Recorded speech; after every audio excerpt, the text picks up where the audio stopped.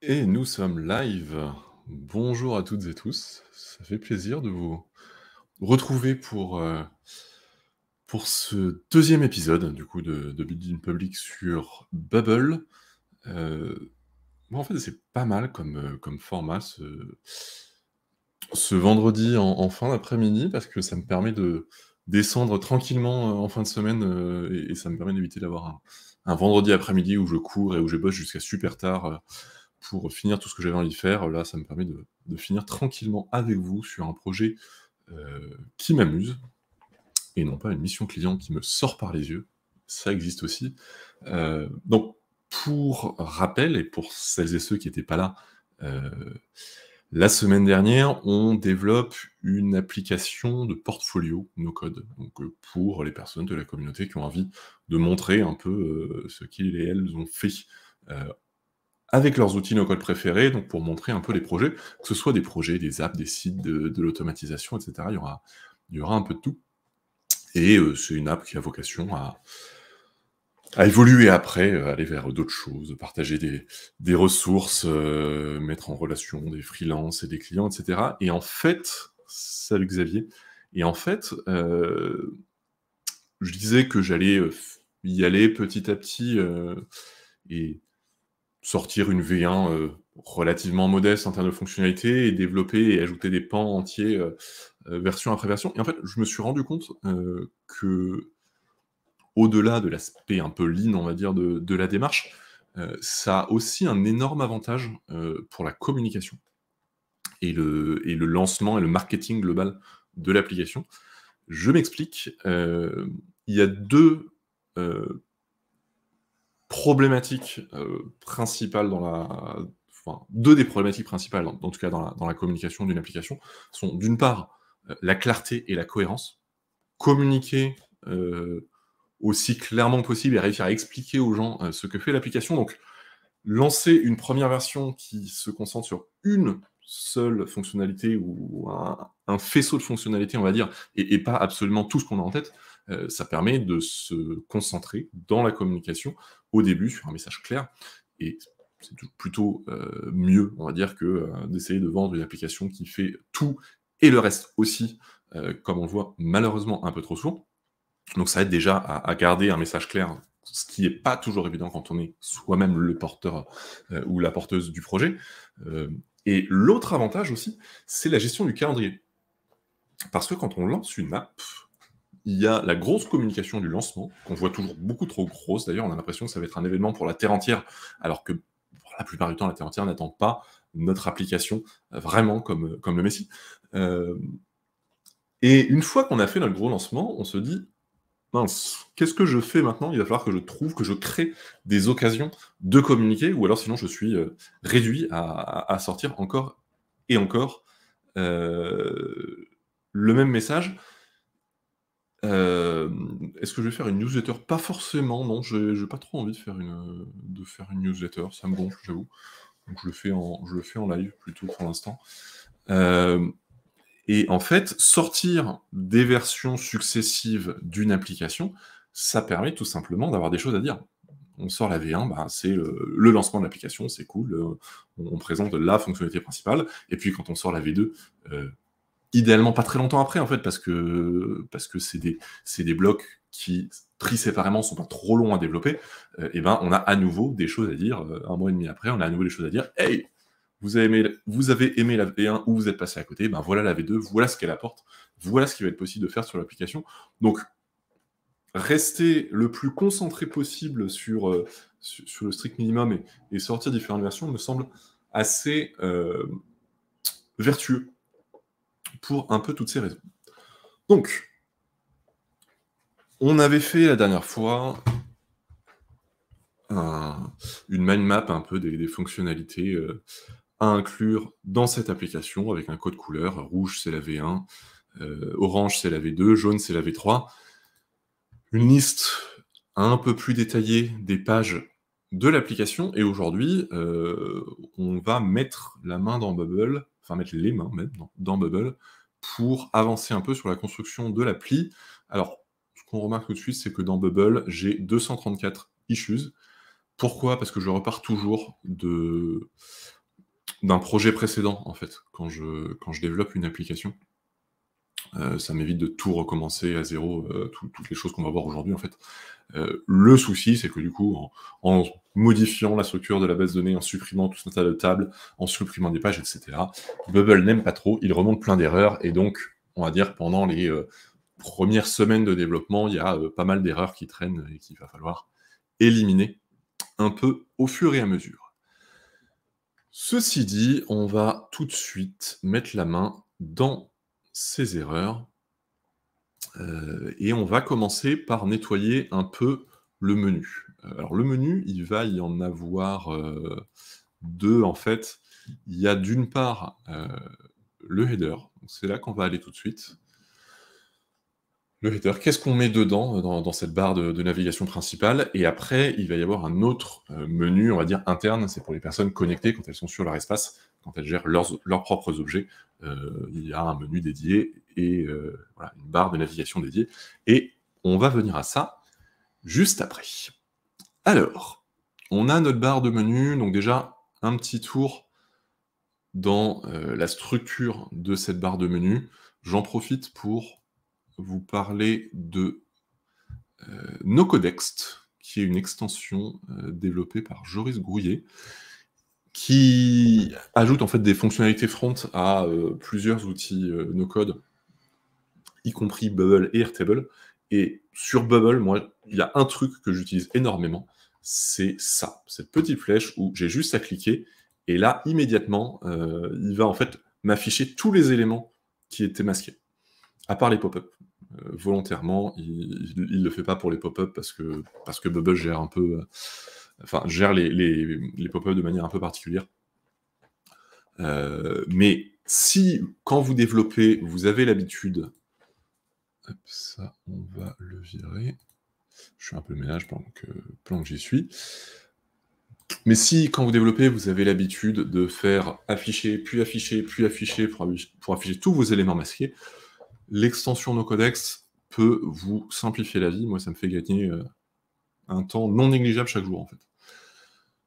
Donc, dans notre barre, on a un groupe principal qui s'appelle row, pour ligne, qui est donc en layout, row, évidemment, et en alignment, space between. Comme ça me permet d'avoir un groupe left qui va être à gauche et un groupe right qui va être à droite, sachant que ce groupe row, en général, je mets une largeur maximale pour pas qu'on se retrouve avec des trucs tout dans les coins des écrans pour les personnes qui ont des grands écrans. Donc, dans ce groupe left, en général, je mets... Non, on va masquer ça. Le groupe focus, pour l'instant, il nous déconcentre. Je mets, en général, le logo de l'application et le menu mobile pour les personnes qui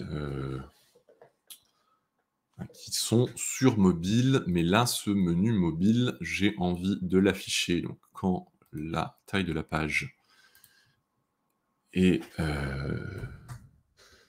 inférieure à 1000 et current page name is settings, parce que je vais juste l'afficher pour le menu interne. Et dans le groupe Right, on va avoir un bouton connexion pour les personnes qui ne sont pas connectées, la photo de profil pour les personnes qui sont connectées,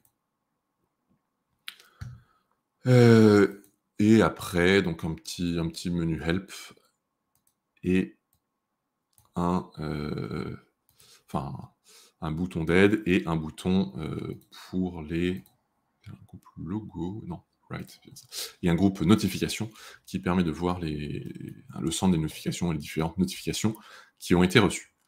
Donc ça en soi c'est pas mal, mais en fait pour la plupart de mes applications habituellement, quand je suis sur la page, j'ai une barre de navigation, un menu qui est vraiment à gauche. Là sur cette application ça va pas être le cas, c'est-à-dire que le menu principal il va vraiment être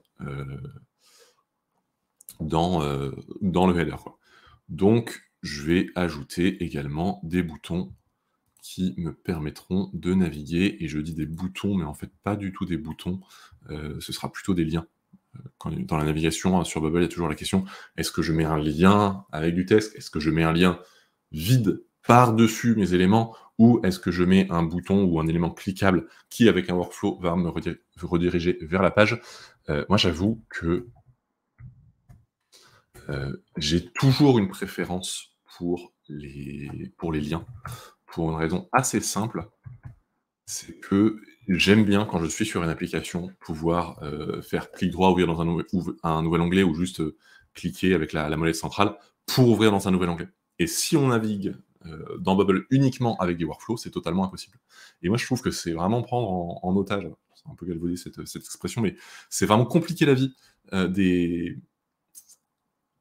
des utilisateurs, de les obliger à tout faire dans un seul et même onglet. Donc c'est pour ça qu'au maximum, je préfère avoir des liens, l'exception étant bien sûr les liens internes quand on reste au sein d'une même page. Il faut savoir que quand on met un lien, Bubble n'est pas suffisamment intelligent pour une single page app pour reconnaître qu'il est sur la même page et donc ne pas tout recharger. Il va tout recharger, ce qui est très long. Donc là, à ce moment-là, je fais plutôt de la navigation en workflow, et je fonctionne la plupart du temps en multi-single page app, c'est-à-dire j'ai des grosses pages qui ont plusieurs éléments différents, mais quand même plusieurs pages sur mon application. J'en ai pas une et unique. Je ne connais pas cet emoji que m'envoie Xavier. Je ne sais pas ce que c'est. Bon, profil, projet. Honnêtement, pour l'instant, ça n'a pas beaucoup d'importance. C'est vraiment juste pour me rappeler qu'il faudra que je fasse ce menu de navigation. Donc ça, c'est mon header. Et mes groupes focus, ils contiennent donc ici un menu, ouais, le menu utilisateur, et ici le menu interne. Ouais, c'est plutôt pas mal. C'est plutôt pas mal. Donc maintenant, on va aller un peu dans le cœur du réacteur. Bon, je vais ouvrir un autre onglet sur Bubble parce que j'ai toujours 2 ou 3 onglets quand je développe, pour éviter d'avoir à recharger à chaque fois le navigateur quand je veux passer des back-end workflows à la data, au front, voire à alterner entre deux fronts. Donc, mes menus, en fait, sur Bubble, je les fais avec des option sets. C'est-à-dire que j'ai des pages et j'ai des subpages. Donc, mes pages, on va pouvoir faire un peu le ménage. Donc, logout, il reste là. Admin, dashboard, même probablement pas. Projects, oui. Mais je vais le renommer parce que là, il s'appelait mission. Là, c'est projet que je veux appeler ça. Tasks, on vire. Encore une fois, il faut que je vire tout ça parce que je repars d'une application déjà existante qui évidemment a une structure totalement différente. Users Management, non, il n'y aura pas ça. Subscription, non. Workspace Settings, non. Settings, oui. Notifications, oui. Workspaces, non. Oui, oui. Non. Et non. Ok, on y voit un peu plus clair. Et maintenant, je vais ajouter mes vraies pages, qui sont Profiles. Projects, il est déjà là-haut. Et pour l'instant, on va s'en contenter. Dans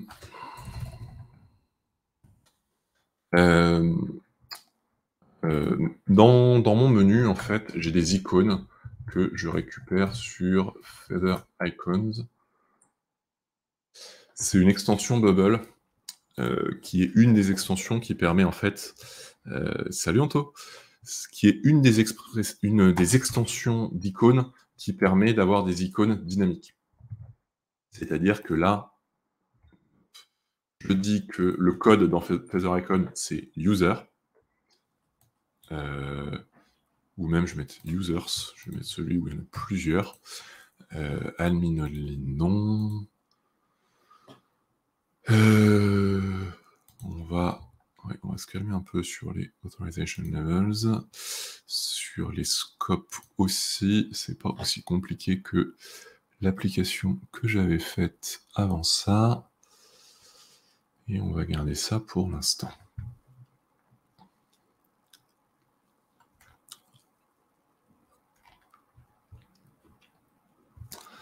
Donc, comme ça, je définis en fait ici le feather icon, le code feather icon, et à partir de ça, je pourrais directement, dynamiquement, afficher la bonne icône pour la bonne page. L'avantage étant que je gère en fait mon menu avec des repeating groups.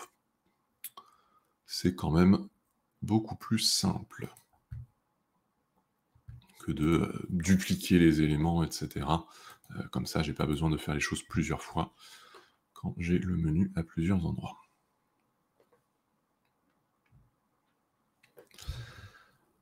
Ok, ensuite, les sous-pages, on va pas trop s'embêter avec ça pour l'instant non plus.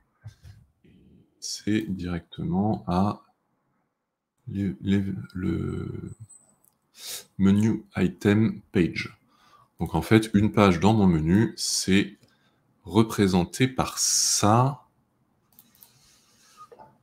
Alors, donc j'ai une icône, j'ai le feather icon et un petit marqueur de notification quand ça a lieu d'être. Je suis pas sûr qu'il y en ait besoin. Typiquement, il n'y a pas de notification ici. Je sais pas trop quand je l'afficherai là. Pour l'instant, je laisse, ça coûte pas grand-chose. La page est bien là. La différence, en fait, c'est que là, la navigation... En fait, va falloir que je prenne en compte deux cas de navigation, justement. Soit c'est de la navigation interne, et à ce moment-là, je vais avoir juste des clics et des workflows qui redirigent, parce que c'est sur la même page. Soit c'est pas sur la même page, et à ce moment-là, il faudra que ce sera un lien. Donc... je sais même pas comment je vais gérer ça. Ouais, ça va être un attribut dans ma page internal. Yes, no. Ah ben non, en fait, c'est les... Non, c'est les subpages, en fait. Donc, ça va pas être un souci. Ok, on va virer ça. C'est juste que je vais avoir deux objets différents. J'ai les pages et j'ai les subpages. Dans mes subpages, je vais avoir donc les fonctionnalités. Pour l'instant, je vais avoir info personnelle, préférences, mes projets. Donc l'utilisateur pourra gérer tout ça. À terme, il pourra aussi gérer ses favoris, ses préférences de contact, si c'est un ou une freelance, par exemple.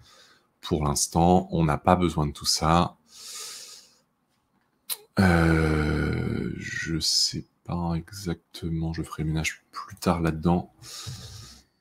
On a dit info personnelle, préférences, projet.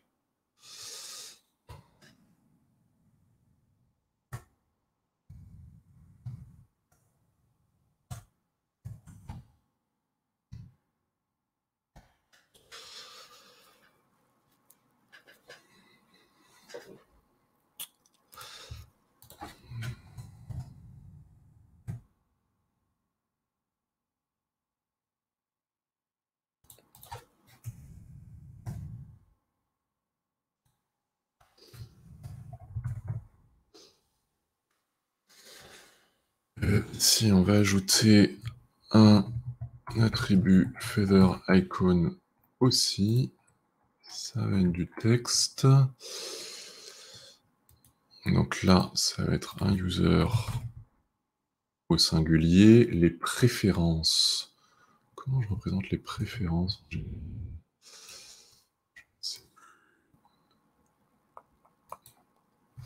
Donc quand c'est comme ça, je vais dans feather icon et je vais voir un peu Je vais mettre peut-être une checkbox, ouais, un check, ça sera bien.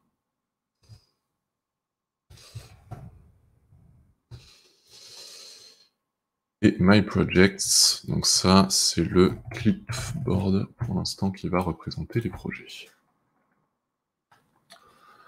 Donc à partir de ça, on va créer un nouveau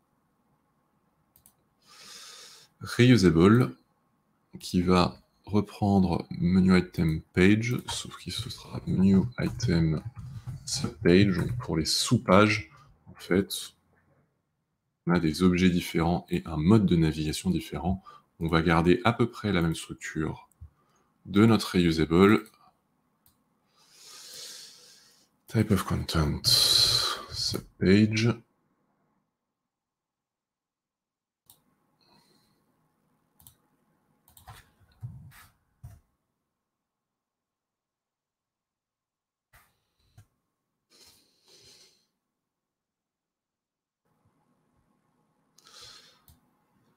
Donc cette fois, ça peut être current page name, ça va être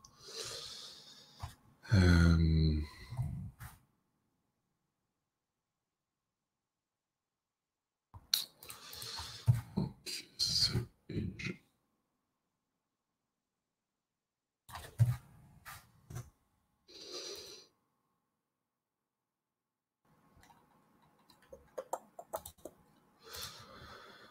Voilà, la navigation, ça se fera avec des paramètres URL.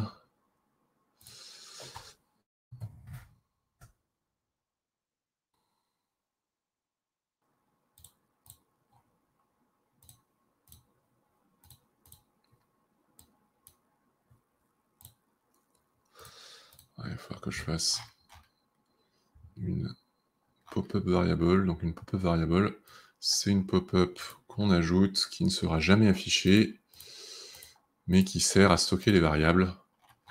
Donc, is current page.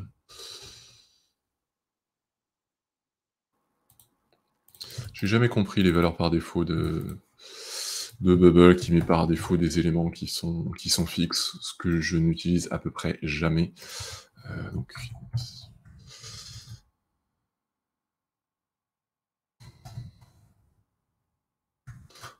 en général, c'est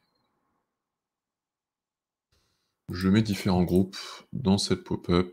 Là, je pense que sur cet élément-là, il y aura un seul groupe. Donc lui, c'est isActive subpage. Et en fait, ce groupe-là, il va avoir un type booléen. Dans le groupe, juste, je soigne un minimum la mise en forme. Et donc je vais mettre dans ces variables. Et là, je vais donner la valeur booléenne. En fait, le test que je voulais faire, donc là, cette fois, c'est pas parent group parce que ça n'existe pas, mais je récupère le menu item subpage. La subpage donc de ce reusable. Donc comme ça, je sais que je peux, dans mes conditions, toujours me référer à un et un seul élément. Je n'ai pas besoin de récupérer à chaque fois l'élément, etc. Comme ça, s'il y a quelque chose qui change, je le change à un seul endroit. Salut WRDOP, bienvenue parmi nous. Alors ici, donc on a dit, on récupère le groupe isActive yes/no. Je préfère mettre isYes, c'est facultatif, mais je préfère le mettre parce que c'est au moins c'est explicite et comme ça permet de faire plus facilement la distinction entre le oui et le non, quoi. Quand des fois il y a des conditions sur oui et sur non. Hop. Là, ici aussi. Dark mode, on va pas mettre du dark mode, on va pas s'embêter avec ça. Et donc là, le link to page, il n'y en aura pas. En revanche, quand on va cliquer sur ce groupe, à ce moment-là, ça va rediriger vers une page. Donc les événements de redirection, je les mets en couleur brown, toujours.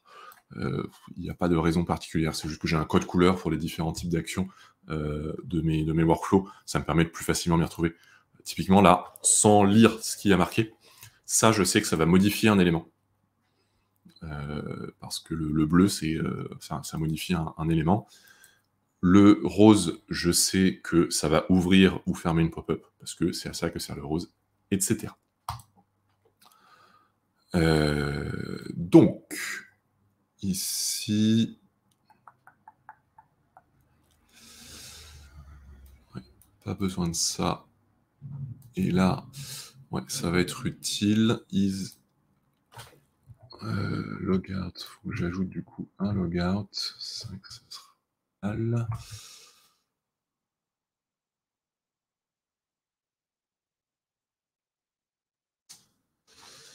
Dans ce page, j'ajoute un logout, comme ça, le logout apparaîtra directement dans mon menu, rien à faire, pas besoin d'ajouter à la main. C'est off, c'est power, c'est ça.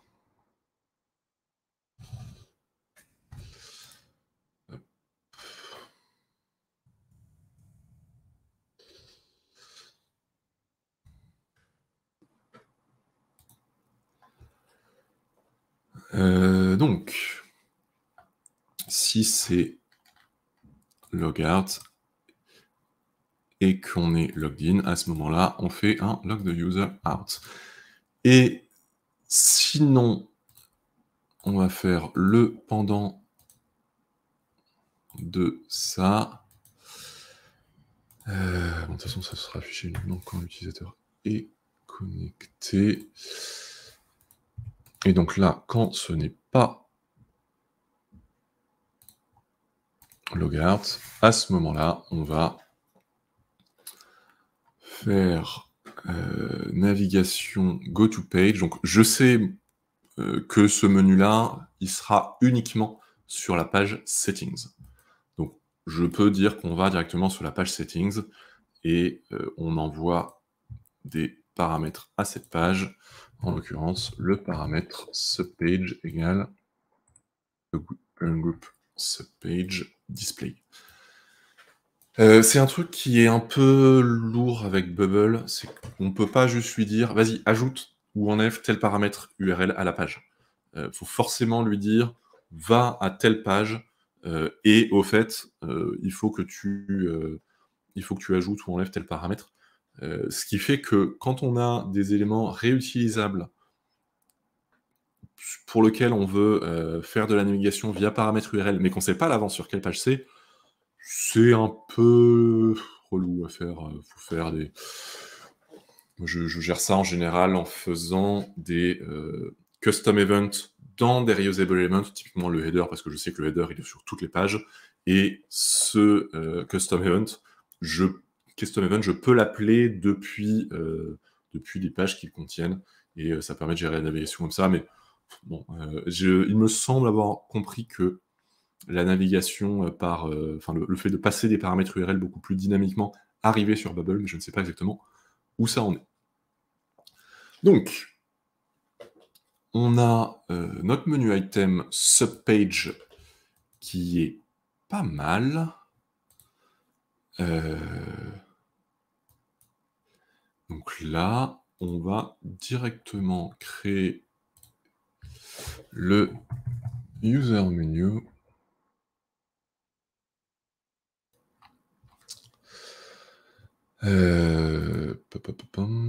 Allez, on crée.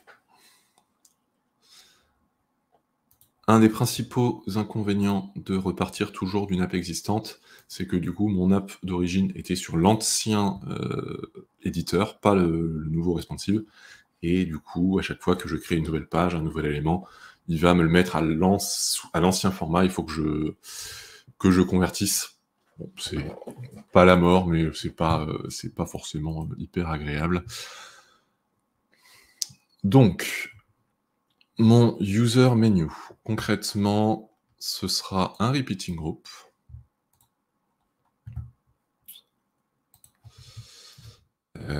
Et j'ai différents menus. Avant, je listais les pages dans les menus. Là, j'ai envie d'inverser. Donc il va y avoir le main menu et il va y avoir le user menu, c'est pas mal.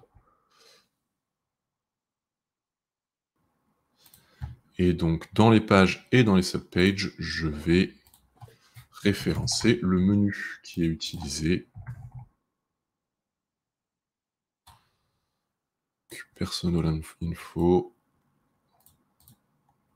Je vais enlever l'attribut children, il ne sert à rien dans cette app-là. Donc, personal info, menu, user menu, préférence, idem, my project, idem, et logout, idem. Donc, dans ce repeating group, on va avoir des subpages, et le data source, en fait, c'est all subpage filtered, ou this subpage menu is user menu.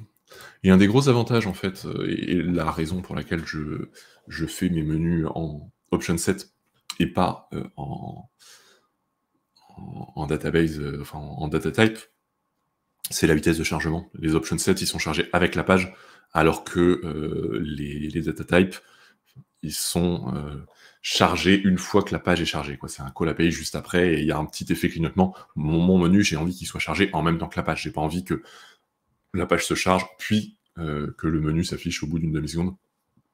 C'est pas hyper propre. Donc, j'ai mon reusable, layout column, une seule colonne, mais pas plusieurs lignes. On va mettre dedans le menu item subpage, data source, parent groups, thing. Pourquoi ça ne marche pas? Parce qu'il n'est pas dans le repeating group, il est dans le reusable directement. Ok, donc on fait ça comme ça marche plutôt pas mal. Mon repeating group in height of row, il n'y en a pas. Et je vais mettre un separato de 20, non pas 20, 10 pixels. Ça, c'est mes styles de repeating group. En fait, en jouant avec le separato, on peut séparer les cellules d'un repeating group. Ça fonctionne bien comme ça. On finalise le design pas fixe. Voilà, mon user menu, il est en default group, il n'a pas de hauteur minimum, et voilà. Maintenant, dès que je mettrai ce user menu sur une page, j'aurai les bonnes pages qui s'affichent. Là, on a fait ça relativement rapidement, et si j'avais pas pris le temps d'expliquer, c'était fait en 3 fois moins de temps. Donc, voilà pour le premier menu, et ce menu-là, en fait, on va le retrouver à 2 endroits. Déjà, on va aller dans le header.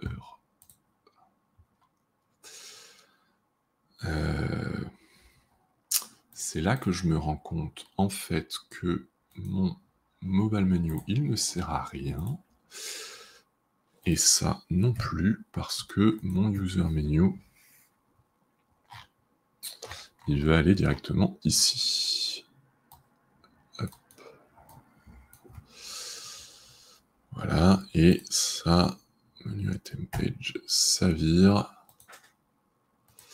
Donc le user menu, il va ici, et il ira également dans la barre de gauche sur Settings. Eh bien, on en a fini avec les menus.